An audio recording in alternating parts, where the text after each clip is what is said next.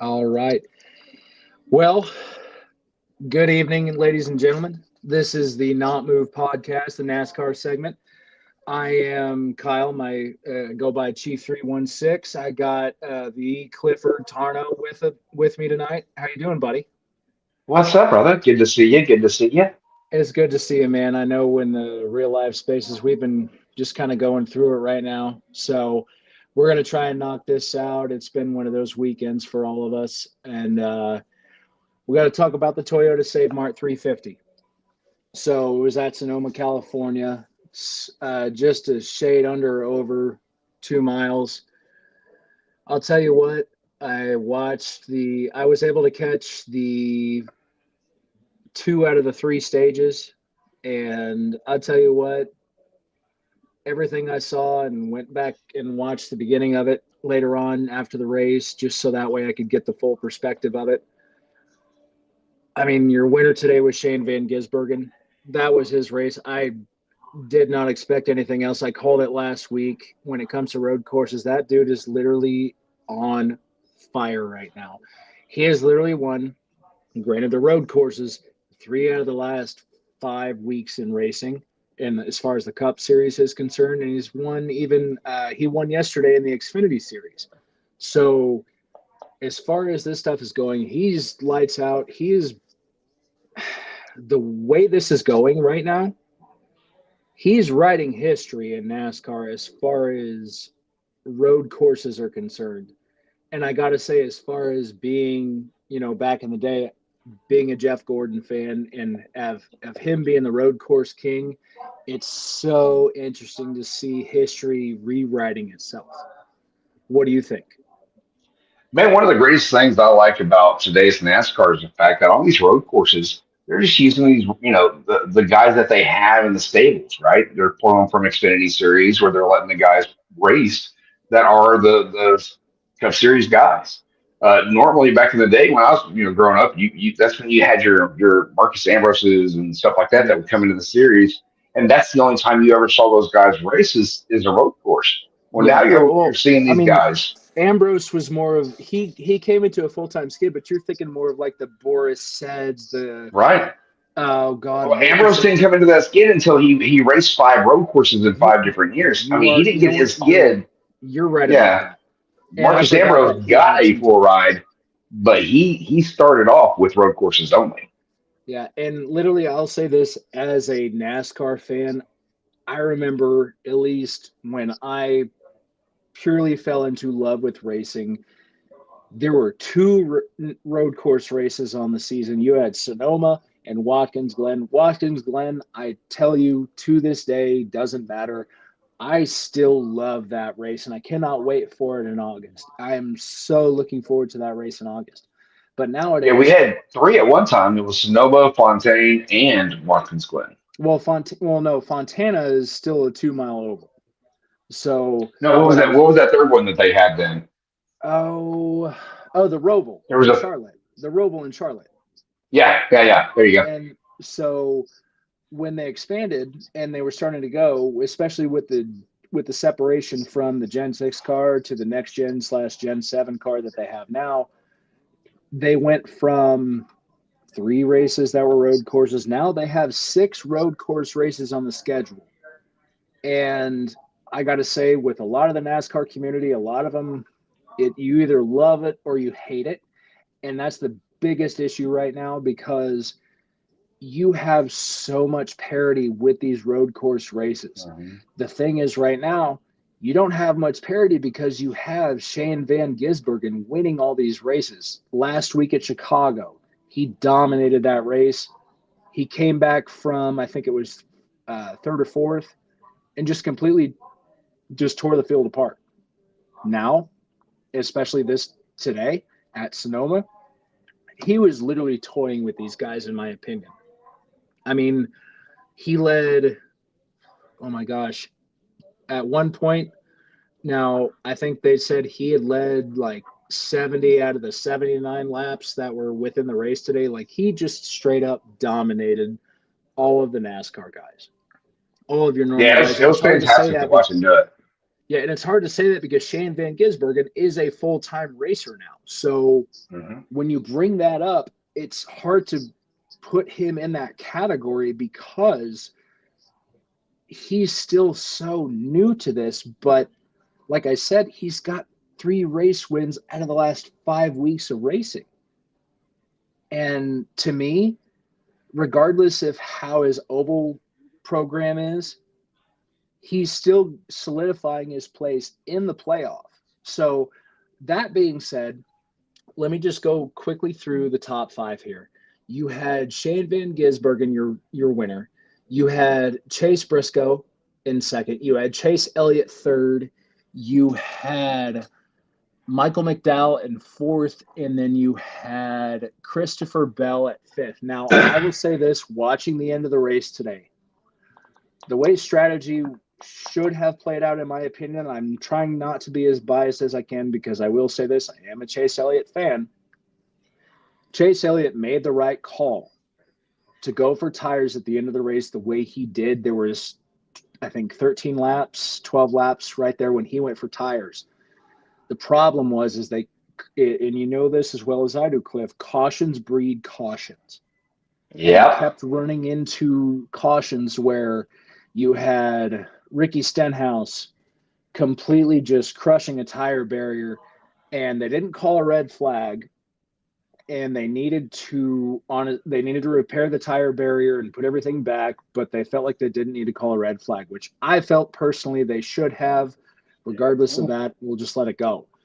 But overall, the race, you had parity the entire time. The biggest issue I saw today, as far as anything that stuck out to me, was the Ty Gibbs situation. So I don't know if you were familiar with this or not. So, when a car is, when you have one and two when the going into pit lane, and those cars are literally both right next to each other in pit lane. Well, Ty Gibbs they wanted to give Ty Gibbs an infraction today for almost running over the car behind him, running over his pit crew, because you know how as well as I do when it comes to a pit stop, these guys are out like 2 seconds before and they run out and do all and go I through thought the that I, motions. see. I thought it was reversed around. I thought it was.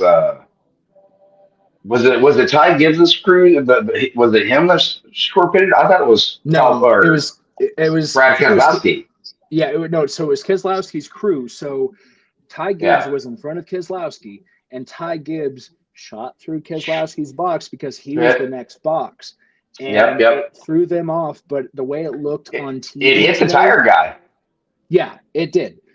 But the way it looked on TV was, oh, Ty Gibbs was throwing shots at Brad Keselowski because they had been going at it all day. Yeah. Those two dudes were magnets. So when it came to that, I understand where TV came from. NASCAR did not call any penalties or anything like that, which, in my opinion, when they slowed it down and they ran back to it in the race, there were no infractions, in my opinion. So I'll let that slide. But aside from that, I hate to say it, but just today was total domination by Shane Van Gisbergen. This dude, it doesn't matter what the road course is, this dude has literally got it taken care of right now. He's doing stuff that a lot of drivers have not done in a very long time when it comes to road courses, and it literally it's impressing me. It I is pretty mean, impressive. It is pretty impressive. I I mean, mean again, it. you got back in the day. You got to realize nobody wanted to drive a road course. They brought in these guys from Australia and Spain. They brought in all these guys that did road courses, Yeah, um, I mean, and that's what they think of did. Juan Pablo Montoya back in the day. Yep. That's how. I mean, that's kind of how he got his start in NASCAR. Yeah, Again, we talked about Marcus Ambrose earlier. Same way. yeah. So that being said, with the finish order that we have, I want to know. I want you to go over to the playoff standings right now. What are we looking at? And keep in mind all the results that we have at this point because we are just 4 hours post race. They are still technically unofficial at this point. What's Yeah. the playoff picture looking like on the playoff standings? Well, here's your top five that no matter what won't change today. Actually, so they should be updated at this moment because in fourth place you have Christopher Bell who has three victories. Right Hmm. now they have SVG in front of him in third. That leaves Denny Hamlin in second, Kyle Larson in first. So your top 10 right now for the playoff picture is going to be Kyle Larson, Denny Hamlin, SVG. You got Christopher Bell, William Byron, Ryan Blaney, Austin Cedric. You got Joey Logano. Chase Briscoe has moved into the top 10 with Ross Chastain at 10. Um, those are your top 10 guys right now. And then Gotcha. once you get out of that, I mean, Josh Berry, Chase Elliott's 12th right now, which is kind of surprising to me right now that he's in 12th place in the playoff pictures with Alex Bowman in 15th. You got Tyler, sorry, I skipped over Tyler Reddick there. He's in 13th. But yeah, it's Yeah. those And the guys. Your top 12 right now are 100% in the playoffs.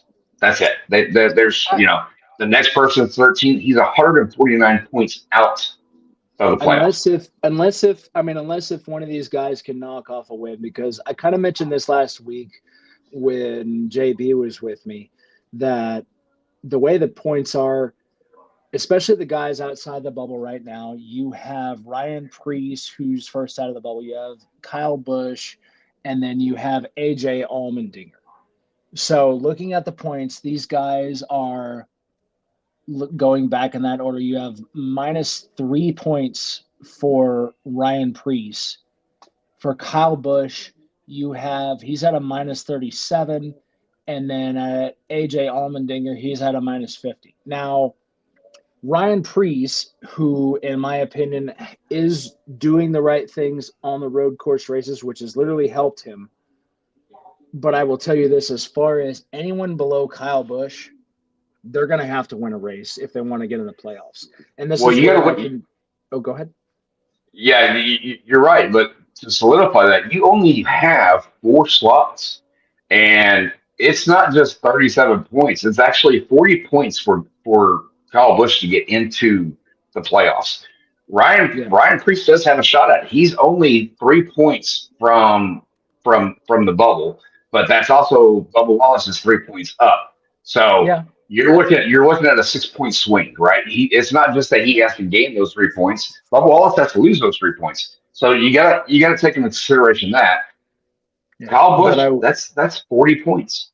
But the biggest thing that I'm looking at right now, because just rewind the clocks a little bit, when Shane Van Gisbergen won his first race this year back in Mexico. Okay. Yep. This man in the regular season standings was 33rd in points. Okay. I mean, he's still only like 26th. Yes. And that's what I'm saying is when in the regular, so it's kind of, they blend together. So you have to be 33rd or better in the points with a race win in order to be playoff eligible, which in my opinion, I don't like the way that's done, but at the same time, it is what it is. We're just going to kind of go along with it because Sure. being an older NASCAR fan, I have my issues with it. I think it honestly should be like 25th and better personally, but we'll get away from that. So going to the regular season point standings, and I bring the regular season point standings up just because we have the regular season championship, which is worth bonus points into the playoffs. Okay. So last weekend, Chase Elliott went from fifth to second after his win at Echo Park Speedway. And so now he's still at second. He was catching William Byron. William Byron was 30 points ahead at the regular season standings. Well, Right. after today, because this is kind of weird because William Byron, this is kind of the worst 3 to 4 stretch race in his career of a worse kind of just overall stats. He just Yeah. hasn't put those finishes together. So that's a big deal. So right now, you have Chase Elliott who is looming, and keep in mind Chase Elliott has one of the best career average finishes right now of any active NASCAR driver at 10.2. It's probably gone up after today because I think last week it was a 10.3. It's probably 10.2 or a flat 10 at this point, just because the way that he's been running. So he jumped from a 37-point margin behind William Byron to now he's only 14 points for the regular season title. And then you have Kyle Larson at third, you have Tyler Reddick at fourth, and you have Denny Hamlin at fifth. So when it comes to these points, we bring up these different points for the year because they all come together, they all accumulate to make sure, one, we have a regular season champion, and two, last year, I can't tell you how many drivers that were up in the top 15 in points that didn't even make the playoffs. And to me, I have an issue with that, but at the same time, I also get it, and it's the way that the playoff format is right now.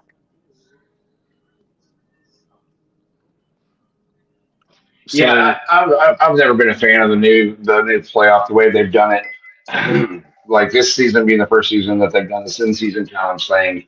I like the courses that they're bringing back, yeah. with So, Mexico and things like that. Pardon me. so I'll say this, even starting last week, and I know it's been going on for a minute. I didn't even bring up the in season the in season tournament just because, one, I didn't want to report on it too much. I can honestly say they put all these drivers together. They put it like a bracket style, just like you would have a March Madness or anything like that, or the NBA the way they did their in season challenge. But my thing is I before I really get in depth to it, I want to give it a year. Maybe I will get into it next year, but right now, it's kind of like the old Winston challenge was back way back in the day, where the winner of that would get $1 million bonus, and that's what this is. It's $1 million bonus, and it's Yeah. literally a bracket style. You are put up together with you have your one versus your top versus bottom seed, and so on and so forth. I like it, but at the same time, right now, it's still so new. It's nice, but not really many people are really putting that much gravity towards it. So I'm going to stick with that. Now, if it becomes a bigger deal next year, and maybe they could possibly put, hey, if you win the regular in-season challenge, let's throw an extra 5 bonus points towards the playoff, towards it. I think that would be good. But right now, I don't know enough about it to where I can't go in depth on it. I'll be real about that. But as far as what I'm seeing right now, as far as what I saw today, I gotta be real. I'm kind of ready for the road course time to be done until Watkins Glen. I do enjoy the road courses. They do provide parity for the schedule. However, they're not my favorite races of the year. Like next weekend they're going to Dover. That Yeah. is legitimately one of my favorite tracks of the year. I love it when they go to Dover. Doesn't matter if I'm watching it, if I'm going on the video game, all that stuff. I think that is hands down one of the most exciting races of the year. Mhm. Everybody loves the Dover. Everybody loves the 1 mile tracks. I always Yeah, look forward to them, especially when it's under the lights. It doesn't get any more special up with those courses right there. yeah. And I'll say this: it, it it's it's going to honestly put things back the way it needs to go and get back onto that stretch right before we hit the playoff. I know you're gonna scramble in a Watkins Glen there, but you you got to think of it this way. The way that they're doing this schedule right now is honestly, in my opinion, I know a lot of people don't have it, but all the parity, it's the best it's ever been. The way that they brought in this Gen 7 car, it's legitimately up to more the driver than the car, and I absolutely love that right now. There are issues with the car that I have, don't get me wrong. Having said that, it's I all an see. even playing field. I agree. I think the car evens the playing field out much more than it has in the past. It's up to the driver now. Yeah. And I think you've seen that with, back in the day, you had drivers like Brad Keselowski that came in and started dominating in one style car. Well, when they started switching up cars, he started falling down, falling down, falling down that list. Yeah. Um, so right now, I think this is the most even car for across the field that we've ever seen. And you got these young guys that are, you know, it, some of these older guys that are falling off because they can't maneuver and adjust the car the way they used to. Yeah. So it's pretty exciting Well, I time to mean, be a NASCAR fan. it is. And because I remember even, I think it was 10, 11 years ago when Tony Stewart was going through all the situations he was going through. He was getting ready to retire, going through the off the track issues with the other thing. I Sure. remember Yep. Short track stuff. I remember hearing a story when Kyle Busch had broken his leg and he was going, and Tony Stewart went and visited Kyle Busch in the hospital, and they sat there and had a serious conversation. And if I remember correctly, it was more or less of he was telling him he was retiring because he didn't like these cars anymore because they were more dependent on the driver than, and we can go down in that rabbit hole another No, day. no, no, no, no. It's not more dependent on driver. It's so I know exactly what you're talking about. And what he was referring to is the fact that you used to be able to feel the cars were so different. Even though they looked the same, you were able to actually build your car. It wasn't that it was the fact that now there's no manipulation to the car. So it's I don't know. For me, I like the old school version better. I like the old car, the old school. 10 years ago, whenever you could actually make adjustments to a car, and they weren't completely, literally, the molds are completely the same, no matter who's driving it. The engine packages. I mean, it's like they're not even. Yeah. They don't even have engine programs anymore like they used to. So that's No, what he was talking about.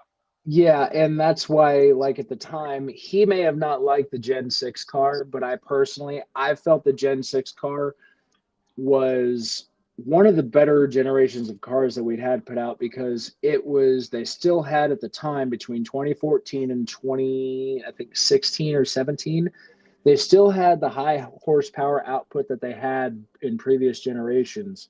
So there was a lot more off throttle time. So right now, that's the biggest issue that a lot of fans are harping with is there's so much on throttle time. If you let off the gas because of just the smallest little thing, you almost lose 2 to 3 spots a lap. So I Yeah. get that. Well, brother, I mean, I'm excited about Dover. This coming up weekend is going to be, you know, I believe it's on TNT Yeah, yeah. Sports. So right now, with the Cup Series, we're on the TNT stretch, and I think they have. So as soon as the last weekend, which is I think next weekend or weekend after Dover, is the last weekend on TNT. So they were doing like 5 on Prime, 5 on TNT, and then they switch over to the NBC networks. And Yeah, I gotta say, as far as early kind of looks with Dover, it's gonna be I think you're gonna have 1 or 2 guys from Hendrick Motorsports that are gonna stick themselves out, but the rest of it, in my opinion, it's gonna be Toyotas. I mean, Toyotas have always thrived there for the last couple of years, where those guys, I don't know what it is, I don't know how they do it, but that's one of those tracks with Toyota where they just get it done at Dover. And there was a time when it was a Chevrolet track. it So was. I mean, it was Jimmy Johnson holds the most victories at Dover of any racer. It's the Monster Mile, man. It's going to be awesome. It's going to be fun. It's going to be fast. It's one of the fast for a mile. It's a really fast mile.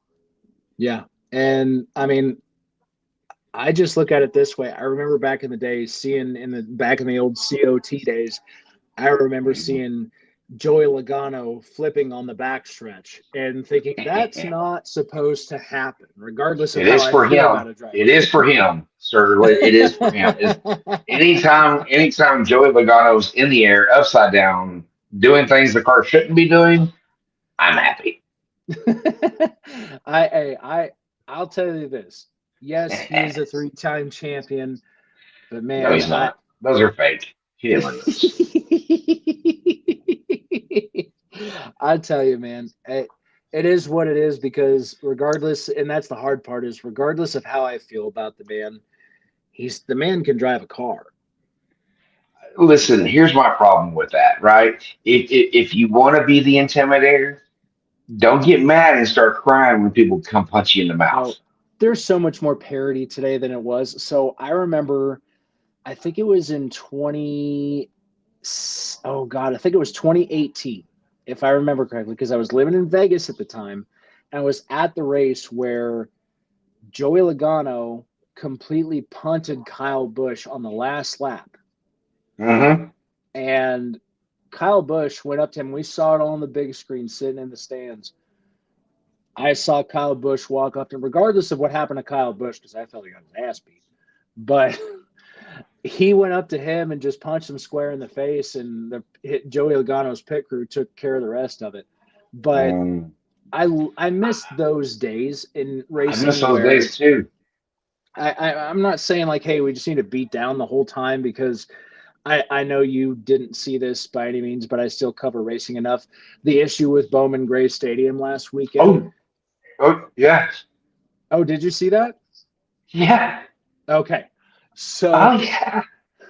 don't Listen, get me man, wrong. listen. I might miss a race here and there, but let me tell you, oh, I still keep up.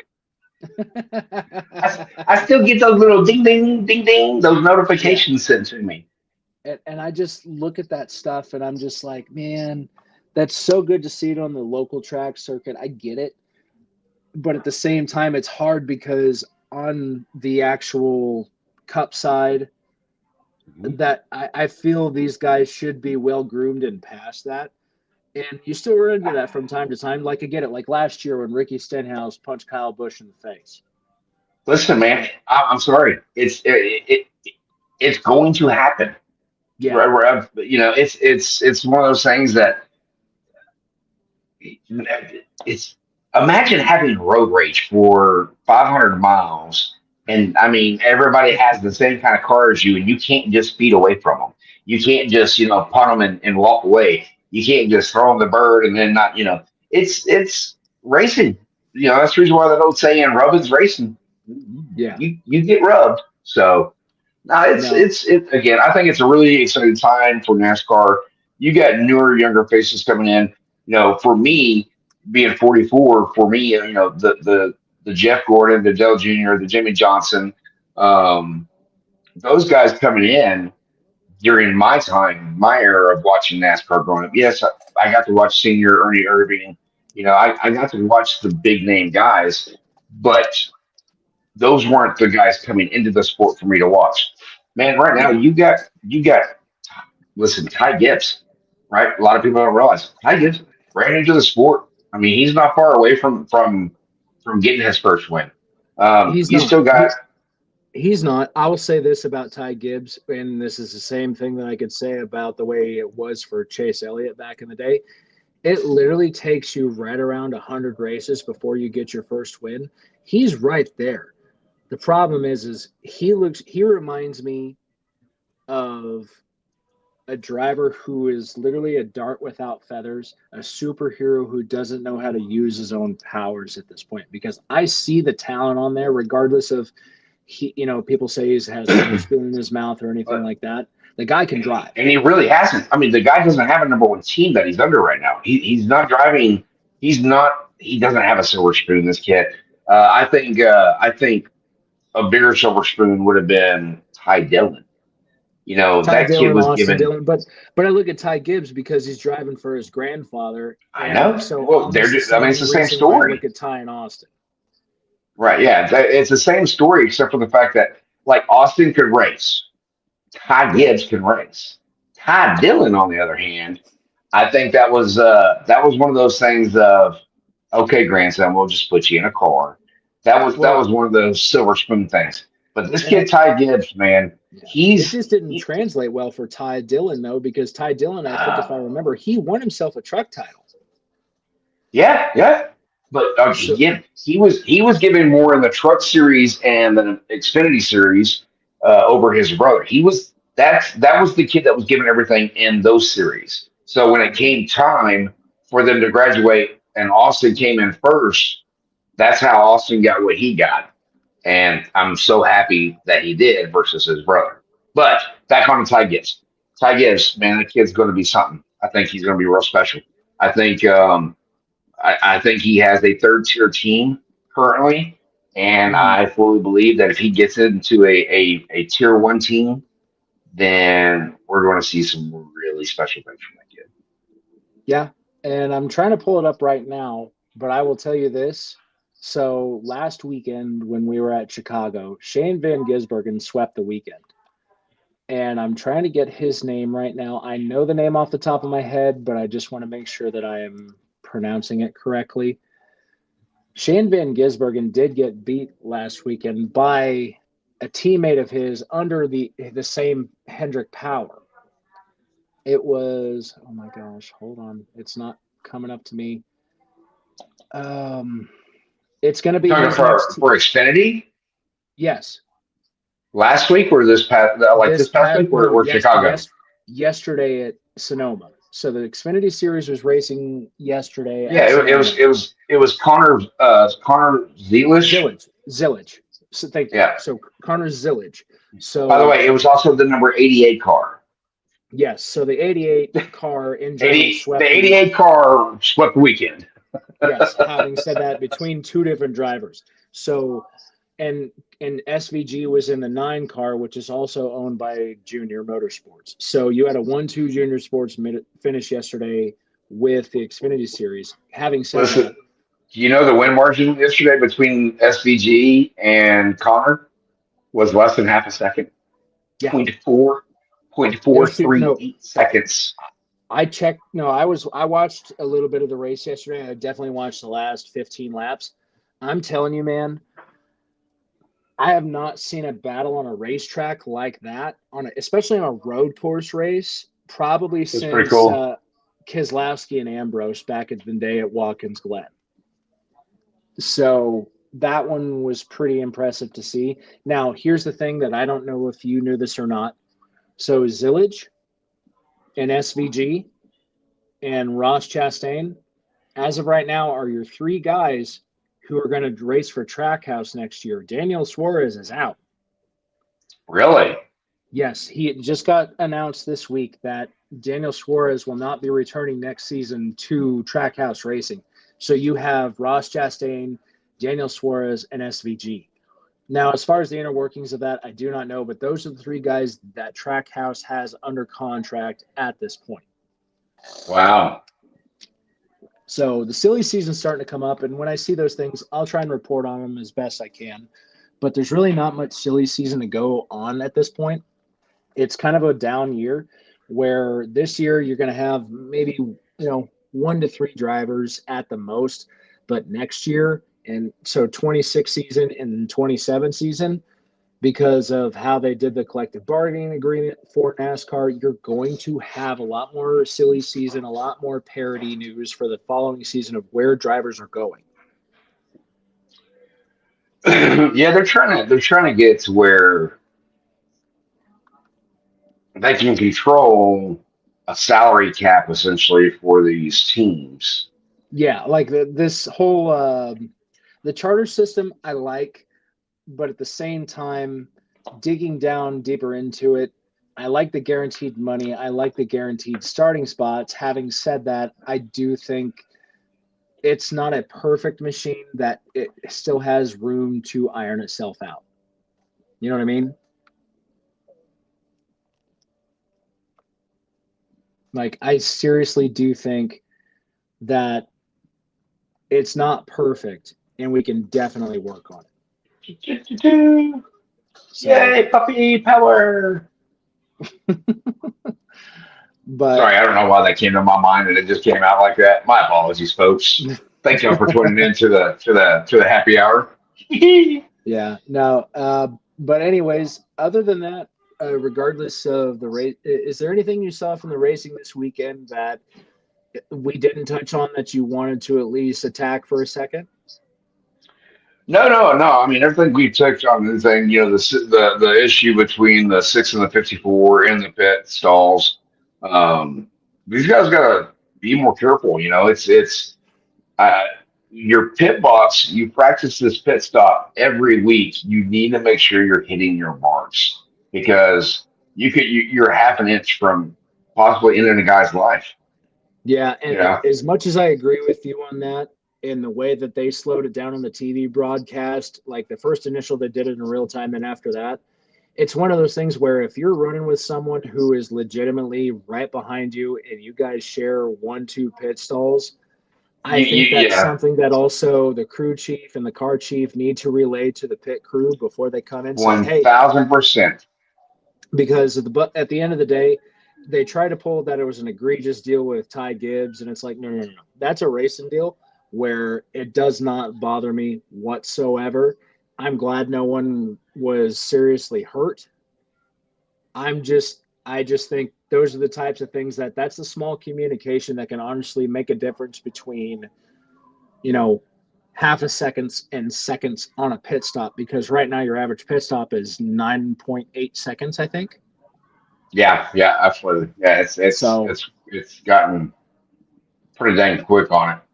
yeah, no, well, it's that single source or that single lug nut and everything else, which we can dive into that because I miss 5 lug nuts. I miss that portion of the pit stop, but that's just me trying to be an older gentleman as far as missing NASCAR in a certain way. But as long as the racing stays consistent, I'm okay with it. So, Well, I mean, but the Xfinity still uses 5 lug nuts. The Cup Series doesn't, but yeah, I think it's kind of cool that they switched over to that. I yeah, mean, that's been a racing wheel for generations. I mean, they use that one lug nut rim in the Le Mans and all over the world in Le racing. Mans, I think it's Formula kind of One, cool. IndyCar, Yeah, all those guys. I think it's kind of cool that they went up to that and went ahead and went with the times on that and said, yeah, we're a big sport too. Watch, we can use the same kind of hub. So I like it. Yeah, I thought it was great. and that's the crazy thing with the way that they redid this car. Rewind it back to the previous generation, the Gen 6 car. I cannot guarantee that Shane Van Gisbergen would be doing the things he's doing right now. But I can also tell you, because the man has 81 V8 supercar wins in Australia. So Mhm. you have to look at it this way. It's nice to have the even level playing field. And that's kind of what those cars were based off of, but with a little bit of a twist, if you know what I mean. So I really do like it, having said that, because it does open the playing field for other drivers to come in. I mean, last week you had, I think, 4 drivers in the racing field at Chicago who were not regulars in the Cup Series that were literally there to take care of a street course and try to get those teams points and everything else. So, Yeah. looking at that, I, I do like the option of opening up the playing field. So we'll see where it goes. But I got to say, 100%, like we harped on a minute ago, I'm excited for Dover next week. It's literally one of my favorite tracks of the week, regardless of if my driver finishes up at the top or doesn't. I love that racing. It is so much fun. Yeah, it's going to be a blast. The only time I like Dover better is that under the lights. Dover's going to be it's going to be a whole lot of fun. I like those under the lights tracks, man. Those are fantastic. You can see all the sparks and the binging and the banging. But yeah, I guess it's the 20th next Sunday at 2 Eastern is when the race feature is going to start there, and it's going to be a good race. It always is. I like Dover. Yeah, no, I'm right 100% there with you, brother. But anyways, I guess we will sign off from here. This is the Not Move podcast. You got your Clifford Tarno. I'm Chief 316. I hope you all have yourselves a good night. Make sure and have a good one on purpose. Thank you so much. See you guys.